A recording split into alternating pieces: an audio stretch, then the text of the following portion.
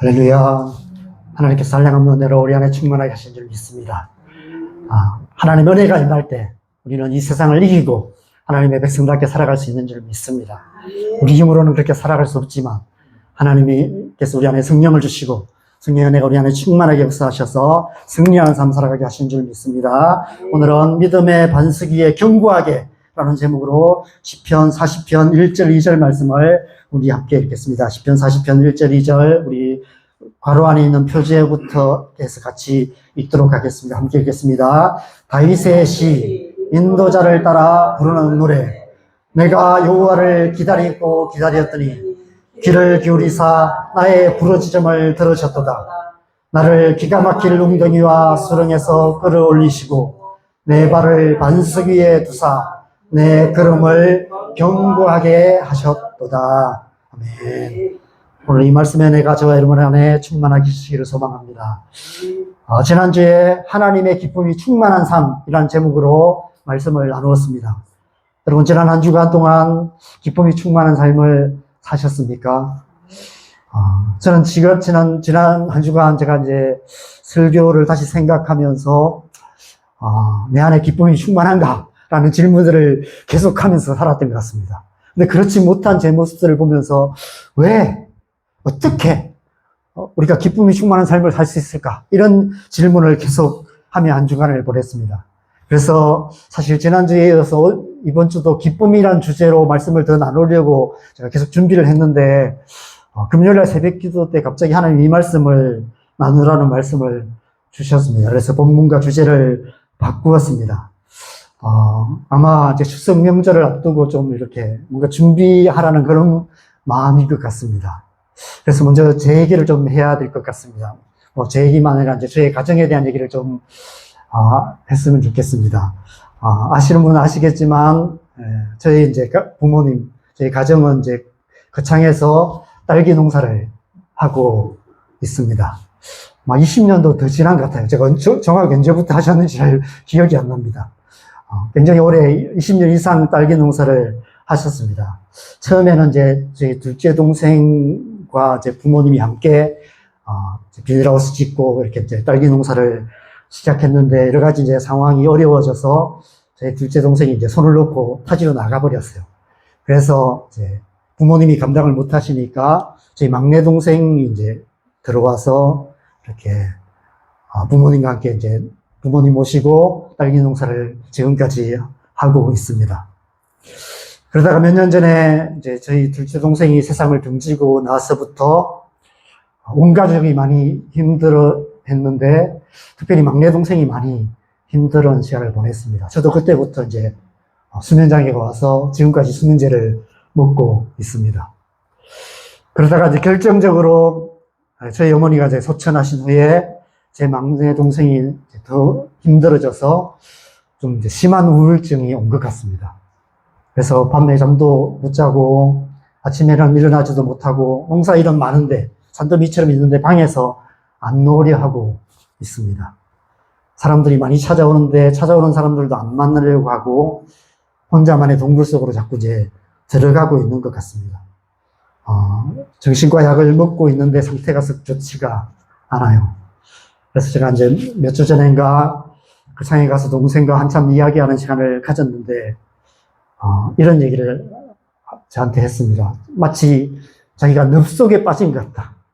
네, 그런 얘기를 했습니다. 제가 그 얘기를 들으면서 참 마음이 많이 아팠습니다. 왜냐하면 저도 이제 어릴 때 저희 원가정, 저희 부모님의 삶을 보면 온 가족이 늪속에 빠져 있는 것 같이 그렇게 느껴졌었어요. 어릴 때. 내 삶은 늪속에 빠져 있는 것 같다. 아무리 발부둥 쳐도 빠져나오기 힘든 가난이라는 늪에 빠져 있는 것 같은 저희 부모님의 모습을 보았습니다. 새벽부터 밤늦게까지 하루도 안 쉬시고 정말 손가락 마디가 다 휘도록 열심히 일을 하시는데 늘 가난을 벗어나지 못하는 제 부모님의 모습을 보면서 늘 동걱정하면서 사시는 제 부모님을 보면서 마치 늪속에 빠져 있는 것 같다. 이런 생각을 했던 때가 많이 있었습니다. 저 자신도 그 속에 빠져 있는 것 같았어요. 그러다 하나님께서 제가 예수님을 믿고 저를 사역자로 부르셔서 지금까지 부르심을 따라 살아오면서 그 늪에서 어느 정도 거리를 두긴 했지만 그래도 여전히 마음 깊은 곳에는 부모님과 동생의 삶을 생각하면 함께 늪속에 빠져 있는 것 같은 그런 마음이 늘 있었던 것 같습니다.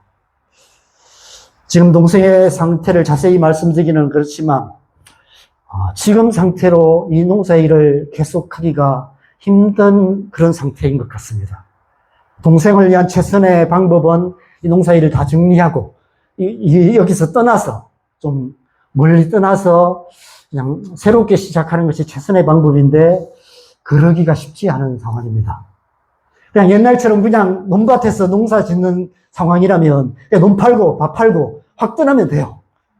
근데 지금 이제 이 비닐하우스라는 시설이라는 것은 땅값보다 그 시설비가 엄청납니다.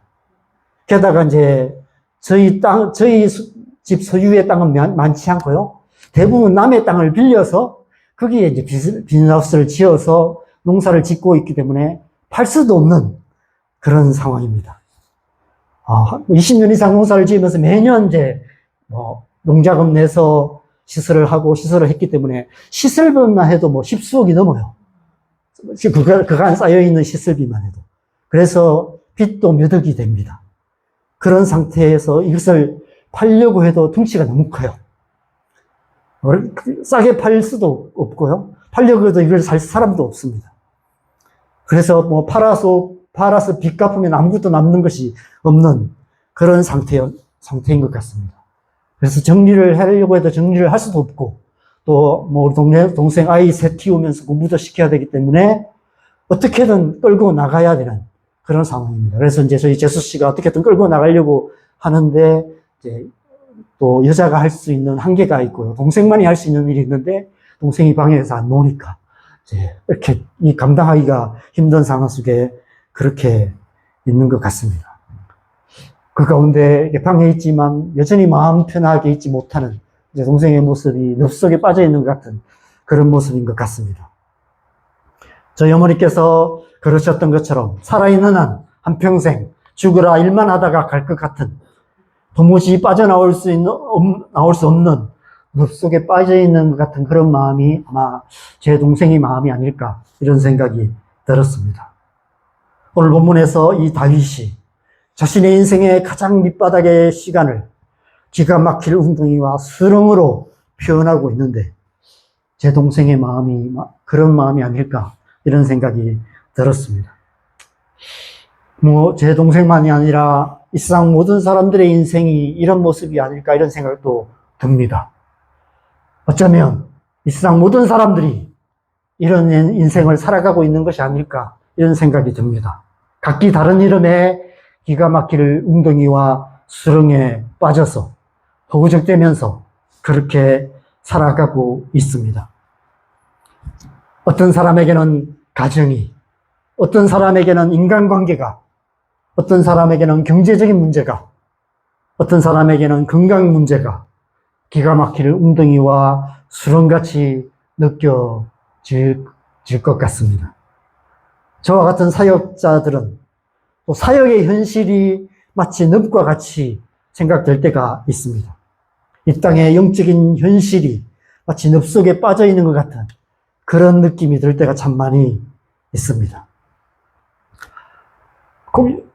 제가 그림을 찾다가 이런 그림을 찾았습니다. 코끼리가 늪 속에 빠져서 발버둥 치는데 발버둥 치면 칠수록 더 깊이 빠져드는 그런 모습. 그것이 우리의 이 세상 살아가는 사람들의 영적인 상태가 아닐까 이런 생각이 들었습니다. 여러분은 어떠십니까? 여러분은 지금 어떤 이름의 기가 막힌 웅덩이와 수렁에 빠져서 살아가고 계십니까? 다윗이 지금 기가 막힌 웅덩이와 수렁에 빠져서 부르짖고 있습니다. 사람들은 쉽게 얘기합니다. 그냥 빠져나오면 되지. 왜 그렇게 그 속에서 그렇게 힘들게 살아가냐고. 그냥 손 놓고 나오면 되지. 그렇게 쉽게 이야기합니다. 왜 여러분 다윗이 이 기가 막힌 웅덩이와 수렁 같은 이 현실 속에서 부르짖고 있을까요? 자기 힘으로는 도무지 빠져나올 수 없기 때문에 그렇습니다. 아무리 애써도 벗어날 수 없는 그런 삶의 현실 속에서 그가 할 수 있는 것은 부르짖는 것밖에 없었습니다. 사람 살려, 거기 누구 없어요. Help me! 라고 도와주세요라고 부르짖을 수밖에 없는 것입니다. 그런데 문제는 아무도 도와줄 수가 없다는 거예요. 여러분, 다윗이 처한 상황이 어떤 상황인지 여러분 아실 것입니다. 자기를 죽이려는 사울왕을 피해서 유다 광야를 쫓겨다니는 상황이었습니다. 그는 10년 이상의 시간을 모든 광야는 다 도망 다녀야 했습니다. 가도 끝없는 광야를 도망 다녀야 했습니다. 그래서 조금 그래도 오아시스 같은 것을 발견하고 살만한 곳을 찾아서 조금 거기 머물기만 해도 소문이 사울왕에게 들립니다. 그러면 또 사울이 군대를 보내서 다윗을 죽이려 하는 그런 상황에 계속해서 처해 있었습니다. 그런 상황 속에서 하염없이 어느 시간을 보내야만 했습니다. 언제 끝날지도 몰랐어요. 우리는 그 다윗의 시간이 광야의 시간이 10년이라고 얘기했지만 그 속에 있었던 다윗은 나는 어쩌면 평생 이 광야 같은 시간을 이 속에서 헤어나지 못하고 이렇게 살다가 내 삶이 끝나지 않을까 그런 생각을 했을 것 같습니다. 나중에 다윗이 블레셋으로 망명을 합니다. 많은 사람들이 왜 그랬을까 이해 못하지만 이해가 돼요.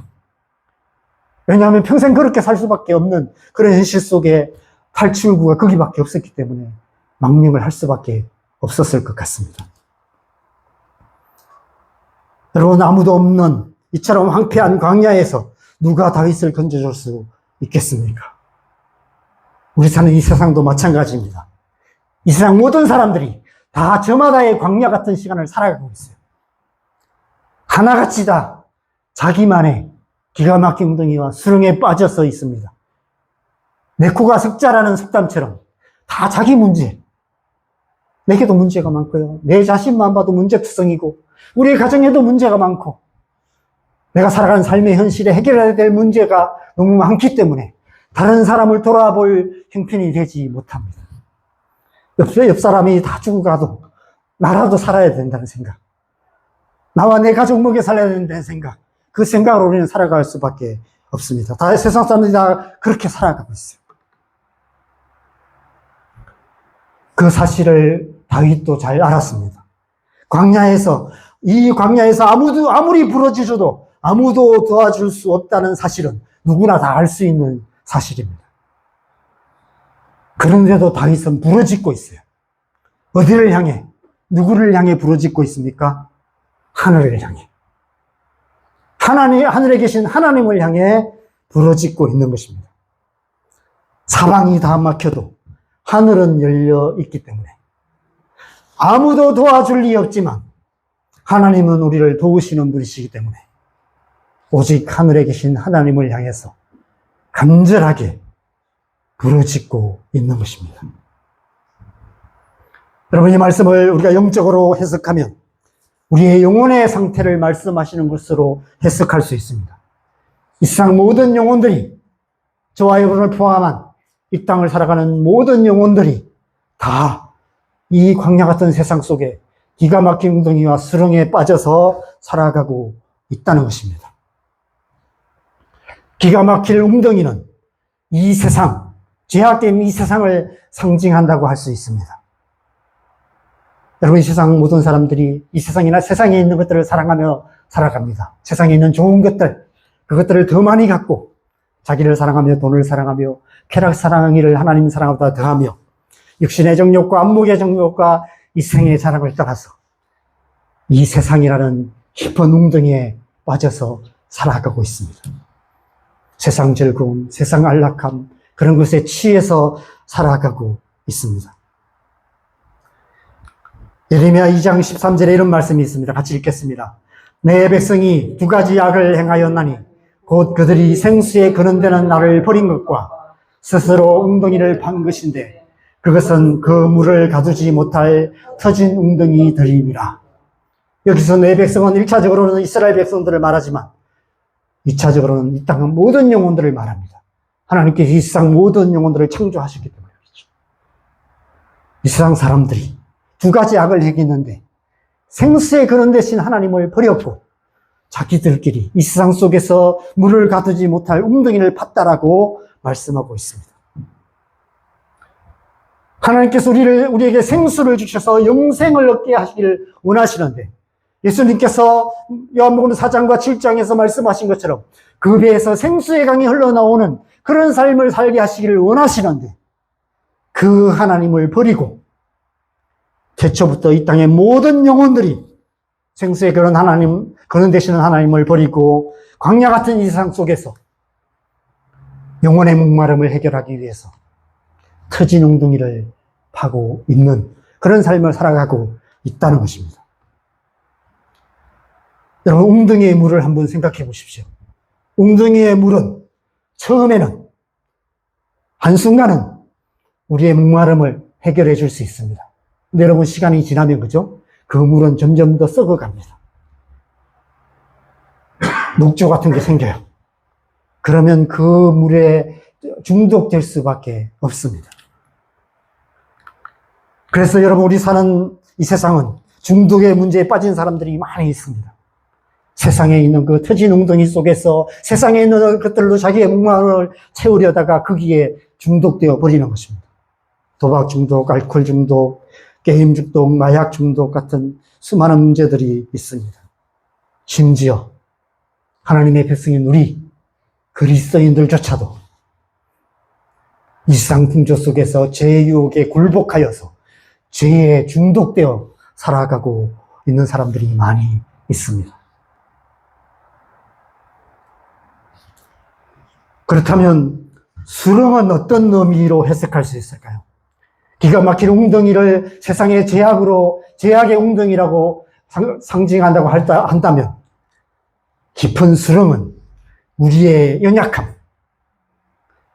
우리를 둘러싼 사람들의 연약함, 사람들의 추악함, 그런 것을 의미한다고 할 수 있습니다. 여러분, 우리는 저마다 자기만의 연약함을 가지고 살아가고 있습니다. 아무리 극복하려고 애써도 극복할 수 없는 치명적인 약점들이 우리에게는 다 있습니다. 평소에는 잘 삽니다. 평소에는 별 문제 없이 살아가요. 그런데 삶의 위기가 닥치고 어려움이 닥치고 어떤 문제 앞에 서게 되면 그 치명적인 연약함이, 그 약점이 우리의 발목을 잡아서 우리를 넘어지게 만듭니다. 신앙생활 열심히 잘하다가도 어떤 순간이 되면 그 연약함 때문에 넘어지곤 하는 것입니다. 시험에 들기도 하고요. 상처받기도 하는 것입니다. 그 약점들이 우리 자신을 상하게 할 뿐 아니라 다른 사람들에게 깊은 상처를 주기도 합니다. 그래서 우리는 상처 주고 상처받으면서 고통의 수렁 가운데 빠져서 살아가고 있는 것이죠. 죄악의 깊은 웅덩이, 우리 마음에 있는 연약함의 그 상처의 깊은 수렁, 그 속에서 살아가다 보니까 이 세상을 살아가는 하루하루의 삶이 지옥처럼 느껴지게 되는 것입니다. 그래서 그 고통을 잊기 위해서 또다시 우리 마음에 뭔가를 잠깐의 기쁨과 즐거움을 주는 것들을 찾게 되고, 그런 악순환이 거듭되다 보면 중독적인 삶을 살아가게 되고 죄악의 수렁에서 벗어날 수 없는 그런 상태가 되고 마는 것입니다. 우리는 날마다 이 세상 가득한 죄악의 기가 막힌 웅덩이와 우리 자신의 연약함이라는 깊은 수렁에 빠져서 허우적대며 고통하며 살아가고 있는 것입니다. 여러분, 우리 자녀들이 살아가는 모습을 한번 생각해 보시기 바랍니다. 여러분, 우리의 자녀들이 지금 어떻게 살아가고 있습니까? 세상의 죄의 유혹을 이기고 거룩한 삶을 살아가고 있는 자녀들이 과연 얼마나 될까요? 자기 자신의 연약함을 뛰어넘어서 믿음의 삶을 살아가고 있는 자녀들이 과연 얼마나 될까요? 우리 아이들이 그렇게 살지 못하는 우리의 모습을 보면서 우리가 기도할 수밖에 없는 것입니다. 우리 자신은 어떻습니까? 우리는 지금 하나님 앞에서 어떤 모습으로 살아가고 있습니까? 아무리 발버둥쳐도 도무지 빠져나올 수 없는 죄의 유혹에 굴복하여서 죄악에 중독된 삶을 살아가고 계시지 않습니까? 자신의 연약함이라는 수렁에 빠져서 무기력하게 늘 상처받으면서 그렇게 살아가고 있지 않습니까? 서로에게 상처 주며 상처도 받으며 상처투성이의 삶을 살아가는 우리의 모습, 우리의 가정의 모습, 교회의 모습, 우리가 살아가는 이 땅의 모습들을 우리는 보게 됩니다. 어떻게 우리는 이 세상 한가운데서도 하나님의 백성으로서 하나님의 백성답게 살 수 있을까요? 그래서 우리는 기도해야 합니다. 그래서 우리는 부르짖어 기도해야 하는 것이죠. 기가 막힌 웅덩이와 수렁에서 다윗처럼 하나님의 구원을 기다리며 부르짖으며 하나님 나를 구원하여 주시옵소서. 하나님 우리 영혼을 구원하여 주시옵소서. 우리의 자녀를 구원하여 주시옵소서. 우리의 가정을 구원하여 주시옵소서. 우리 교회를 구원하여 주시옵소서. 우리 사는 이 땅을 구원하여 주시옵소서라고 기도해야 하는 것입니다. 우리가 기도해야 하는 이유가 다른 이유가 없어요. 사실 신앙생활에서 기도가 중요하지만 기도 안 해도 별 문제가 되지 않습니다. 기도 열심히 해야 천국 가는 것도 아니에요. 그냥 기도 안 하고 살아도 천국 가는데 아무 문제가 없습니다. 그런데 왜 기도해야 됩니까? 기도 안 하면 하나님의 백성답게 살 수 없기 때문에 그렇습니다. 기도 안 해도 하나님 백성답게 잘 살 수 있다면 기도하지 않아도 됩니다. 하나님의 도우심이 필요 없다면 기도할 필요가 없습니다. 우리가 하나님께 간절히 부르짖어 기도해야 하는 이유는 다른 이유가 없습니다. 하나님의 도우심이 필요하기 때문에 우리는 기도해야 하는 것입니다. 하나님의 은혜가 필요하기 때문에 우리는 기도해야 하는 것입니다. 기가 막힌 웅덩이와 수렁에 빠져있는 우리 영혼을 건져내 주시고 구원하여 주실 수 있는 분은 하나님 한 분밖에 없기 때문에 우리는 하늘에 계신 하나님을 향해서 간절하게 하나님의 은혜를 구하며 기도해야 하는 것입니다. 여러분, 우리의 영혼이, 우리가 아무리 교회 열심히 다니고 성경 많이 읽고 오랫동안 신앙생활을 한다 할지라도 우리의 마음, 우리의 생각, 우리의 영혼의 상태가 기가 막힌 웅덩이와 수렁, 세상의 죄악과 깊은 상처 속에 빠져있는 상태라면 결코 이 세상 가운데서 하나님의 백성으로 하나님의 백성답게 살 수 없습니다. 그래서 먼저 우리는 우리의 영혼을 이 세상이라는 기가 막힌 웅덩이에서 끌어올려 주시도록, 우리 자신의 연약함이라는 깊은 수렁에서 건져 주시도록, 우리의 모든 상황 것들을 치료하시고 강건하게 해주시도록 하나님의 은혜를 구하며 기도해야 하는 것이죠. 그래서 우리 안에 이 세상의 죄악의 유혹을 능히 이길 수 있는 거룩한 마음, 하나님을 경외하는 강건한 마음 주시도록 기도해야 합니다. 우리 자신의 연약함을 뛰어넘을 수 있는 그 누구의 그 어떤 말에도 상처받지 않을 수 있는 온유한 마음, 흔들리지 않는 믿음, 하나님 우리를 사랑하신다는 믿음, 그 믿음 주시도록 우리는 기도해야 합니다. 우리 영혼을 반석 위에 굳건하게 세워주시도록 하나님의 은혜를 구하며 기도해야 하는 것입니다. 여러분, 반석이 무엇입니까? 바로 예수 그리스도를 우리가 반석이라고 말합니다. 우리 영혼을 예수 그리스도를 믿는 믿음의 반석 위에 굳건하게 세워주시도록 우리는 기도해야 합니다. 그래서 이 세상 한가운데서 하나님의 백성으로서 하나님의 백성답게 살아가야 하는 것입니다. 우리의 자녀들을 위해서 기도해야 합니다. 우리의 자녀들이 세상의 풍조와 자신의 연약함이라는 기가 막힌 웅덩이와 수렁에 빠져 있습니다. 우리의 다음 세대들이 점점 더 하나님으로부터 멀어지고 있습니다. 그 기회를 타서 신천지를 비롯한 이단들이 수많은 청년들을 미혹하고 있습니다. 하나님의 은혜가 우리의 자녀들과 다음 세대들에게 임하시기를 위해서 우리는 기도해야 합니다. 하나님 우리의 자녀들의 영혼을 그 기가 막힌 웅덩이와 수렁에서 끌어올려 주시고 건져 주시고 믿음의 반석 위에 굳건하게 세워 주시옵소서라고 기도해야 합니다. 어떻게 기도해야 할까요? 제가 중보기도를 강의할 때 제가 이 그림을 한번 소개해 드린 적이 있었습니다. 여러분, 이 소녀가 수렁에 빠진 말을 구하기 위해서 수렁에 뛰어들어서 말을 끌어안고 있습니다. 과연 이 소녀가 이 말을 건져줄 수 있을까요? 그런데 이 소녀를 구하기 위해서 그 부모와 주변 사람들이 가만히 있지 않을 것입니다. 여러분, 이 말이 구원을 받았을까요? 이 말은 구원을 받았을 것입니다. 이 수렁에서 건짐을 받았을 것입니다. 이 소녀를 구하기 위해서라도 그 부모와 주변 사람들이 모든 방법을 다 동원해서라도 이 말을 이 수렁에서 끌어올렸을 것입니다. 우리가 이렇게 기도해야 하는 거예요. 함께 기가 막힌 웅덩이와 수렁에 뛰어들어서 우리 영혼으로 우리 자녀들의 영혼을 품고 기도해야 하는 것입니다. 우리의 가족들을 위해서, 우리의 이웃들을 위해서도 그렇게 기도해야 합니다. 그들의 영혼을 위해서 기도해야 합니다. 하나님 그 영혼을 불쌍히 여겨주시옵소서. 그 영혼이 기가 막힌 웅덩이와 수렁에서 빠져서 죽어가고 있습니다. 불쌍히 여겨주시옵소서. 그들의 영혼을 끌어안고 함께 고통하며 그들의 구원을 위해서 기도해야 하는 것입니다. 왜 하나님께서 이 말씀을 오늘 전하라고 하셨는지를 다시 한번 생각해 보게 됩니다. 이번 추석 명절이 그런 시간이 되기를 주님께서 원하시지 않을까 생각이 듭니다.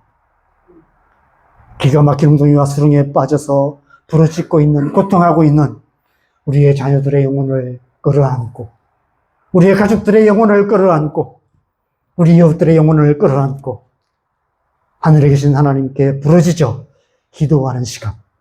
그래서 이 명절을 통해서 하나님의 구원이 우리의 가정들 가운데 임하시는 그런 시간 되기를 하나님이 원하시지 않을까, 이런 생각이 듭니다. 우리가 그렇게 하나님 앞에 나아가 기도할 때, 오늘 이 다윗의 고백이 우리의 고백이 될 줄 믿습니다. 우리가 이 말씀을 우리가 다시 한번 읽고, 우리가 함께 기도하는 시간 가졌으면 좋겠습니다. 다시 한번 같이 읽겠습니다. 다윗의 시, 인도자를 따라 부르는 노래. 내가 여호와를 기다리고 기다렸더니 귀를 기울이사 나의 부르짖음을 들으셨도다. 나를 기가 막힌 웅덩이와 수렁에서 끌어올리시고 내 발을 반석위에 두사 내 걸음을 견고하게 하셨도다. 아멘. 하나님께서 이 은혜로, 이 말씀으로 우리 가운데 역사하시고 또 우리의 가정 가운데 역사하시는 복된 명절 되시기를 주님의 이름으로 간절히 축원합니다.